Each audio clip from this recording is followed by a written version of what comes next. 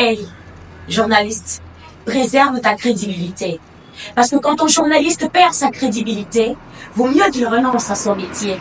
Un journaliste riche est un suspect qui suce près celui qui paye le big cachet. J'ai mal pour eux.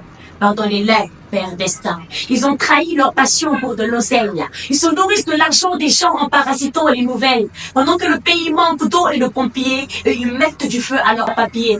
Déguisés en vendeurs d'illusions, ils font dire aux faits ce qui n'existe pas. Rien n'est vérifié, tout passe à la diffusion. Enflammer l'antenne, ils n'hésitent pas. Leurs propos sont des allumettes. Ils mettent du feu quand ils ouvrent la bouche. Sans éthique, sans déontologie, ils se proclament journalistes. Ils ont fait sociologie, ils se disent GRI sortant de l'ISIC. Mais comment ne pas devenir des prostituées intellectuelles quand vous vous nourrissez de publicité subliminale, quand tous les corrupteurs vous font l'amour et au fond de l'amour, ils vous font taire sur des fonds qu'ils détournent, quand Paul te donne des pierres pour que tu dises que Macky est sale, que Donald Trump l'Amérique ou que Doumbouya vous gêne et râle trop, ils parlent d'une justice qui est pour le riche, d'une boussole qui est au bout du sol. Pardonnez-les, Père Destin.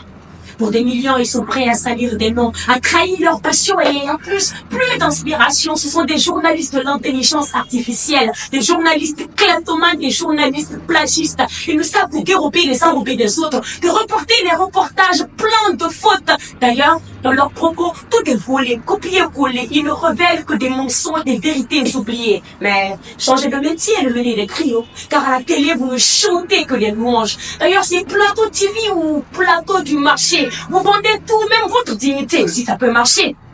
Hey, aucune somme ne vaut ta crédibilité. Préserve ta dignité parce qu'un journaliste riche est un suspect. Et la passion, même si elle ne nourrit pas le ventre, mais elle nourrit l'âme. Le journalisme est un métier noble qu'on doit faire avec respect, dignité, passion et amour.